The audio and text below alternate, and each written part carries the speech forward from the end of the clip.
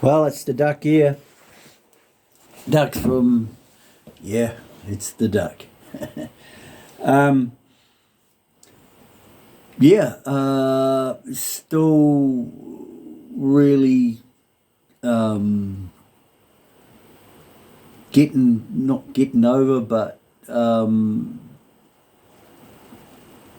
got big smiles going on for those tools that I made. Last night I torqued up the big nut on the front sprocket, and it was just like, my God, night and day. So any of you guys who've got chain drive bikes like I have, make yourself up one of those tools. You just, my God, night and day. And if I don't really want to get into making them. I like making one, but then if I got to make more, it's like anyway. I hope you like my new jacket, New Zealand made oilskin vest. Can't remember, from Circle. I was so sick of being fluoro, man, in that puffer jacket, bloody orange thing. I had great delight in stuffing that into the incinerator. And my lovely lady found me this jacket and scored it for me, and I am absolutely wrapped with it. So anyway, New Zealand made as well. I was going to buy a Outback one, which was Australian made, and then when I went and had a look at it, oh, it's made in China. Made in China. And that brings me on to something else I want to talk to you guys about. But first, I want to talk to you about thrust bearings on your clutch, which is, a lot of you won't even know what that is, so I will show you. On the on the right hand side of the motorcycle.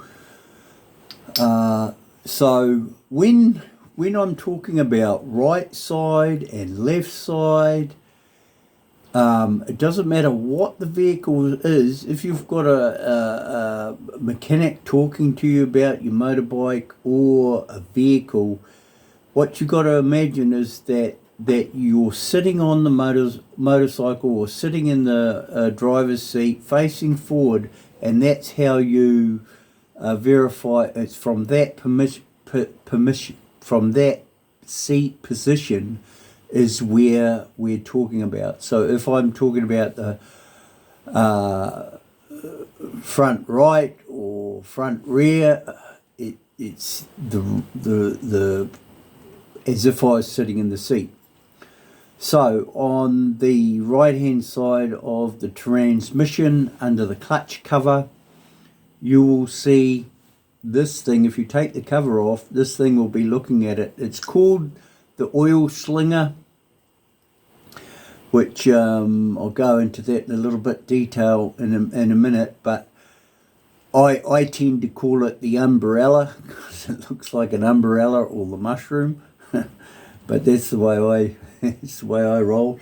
And on the top of that, there sits a washer,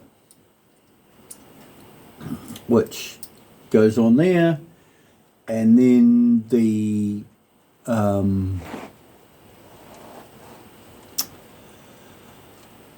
the thrush bearing, and it's a funny looking thing. And just to go off course here a bit, I'm persisting with the wide lens view. So if you guys are enjoying this wide lens view, if you can let me know, because and in the top right hand corner you should see a girl getting her bum smacked with a bit of a horsewhip.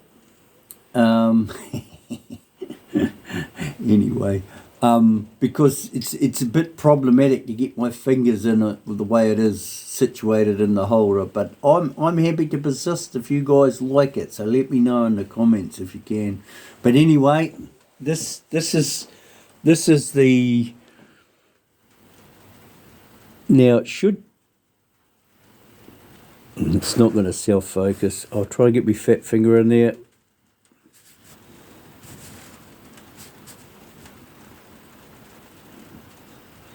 A lot of these things, when I'm looking at it here, it's not. There you go. Okay, and that's the bearing, and it goes on top of here. It gets sandwiched. It gets sandwiched. Oh, it's tight on that too, because that's the new one. Okay, I'll show you on the old one, because I've had to get that new one because, yeah, I'll go into that in a bit. Okay, so that goes on there. That goes on there. And then there's this one on here. And the rain's starting as usual. And then in the top there's a clip. Now, this is something that I haven't even looked in the manual what the servicing is on these, but the last time I had this bike out, the gearbox out on this bike, I replaced the thrust bearing, which is the small one, and I didn't replace these washers. I thought they were good to go again. So here, this time round, you can see that they're really packed, starting to pack a wobbly now. Bear with me, I'll find the one. Okay. And once again, I'll try and show you with it. I'm not sure if that's going to show you actually, but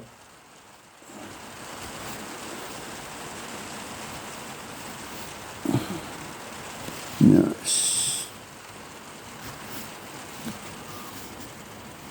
it's not like my big fat fingers. I'm not sure if you can see the marks in that.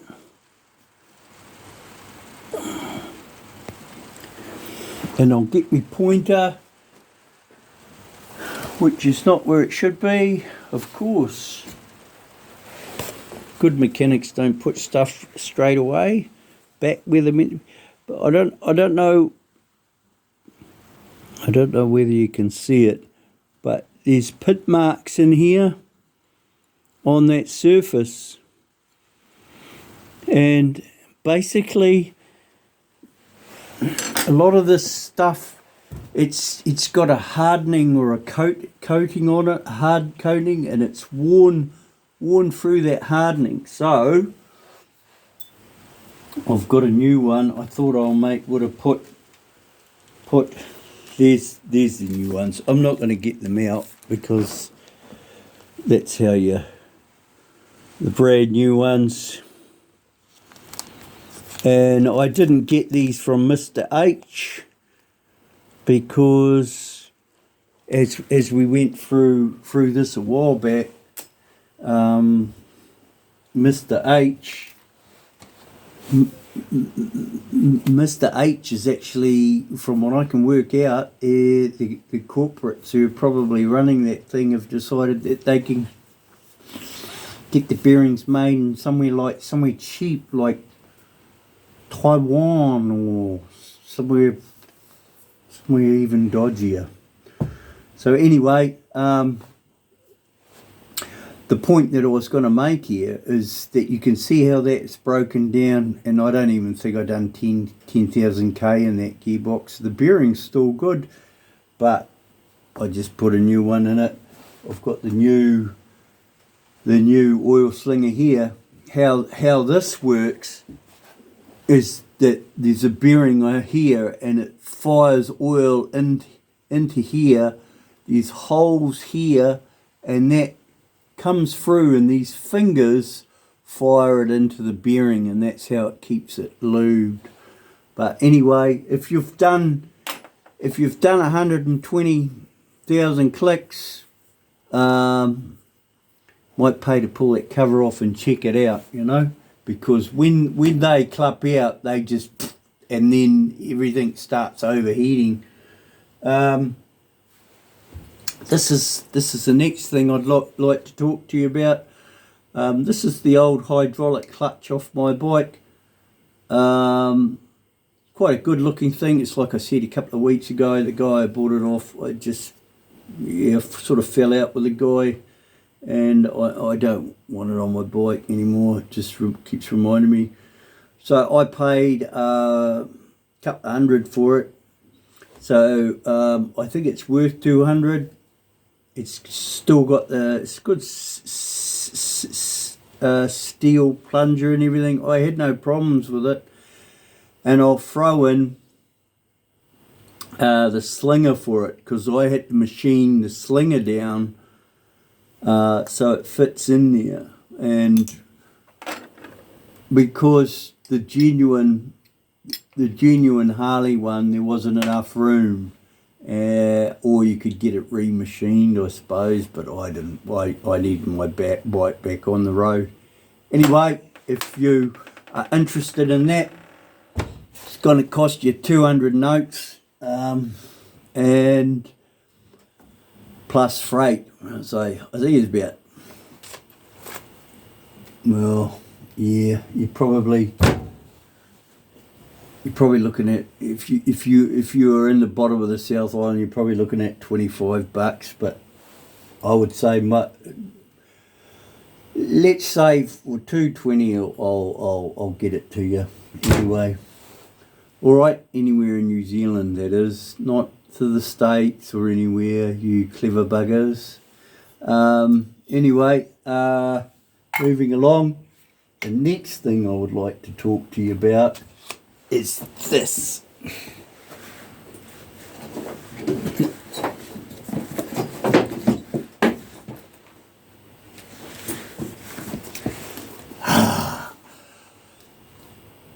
Look at that. It's even got the nice Mr. Harley Davidson emblem in there. And you think, wow, those are nice looking boots. And I did. My mate was selling these, and no one could get their feet into them. So I think it took me about 2 weeks. Cost me a couple of $100 notes. I was happy. I wasn't complaining, because I wanted a nice set of boots, and they ticked all the boxes. But what I didn't notice is on the inside here, in here, it says, because you think it was going to be made in the US or something, hey, you know, and then here it's like made in China,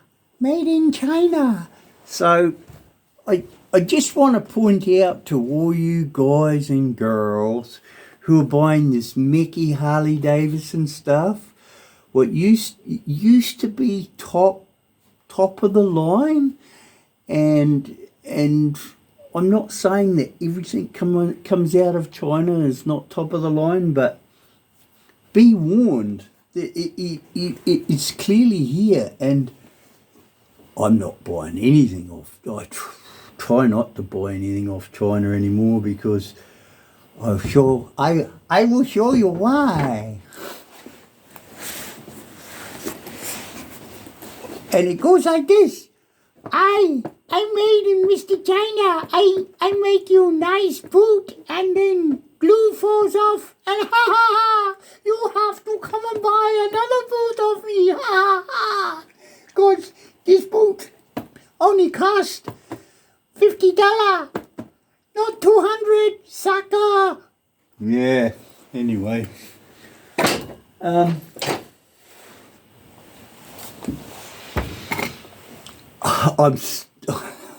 still wondering. I don't know. we don't, yeah, anyway, it's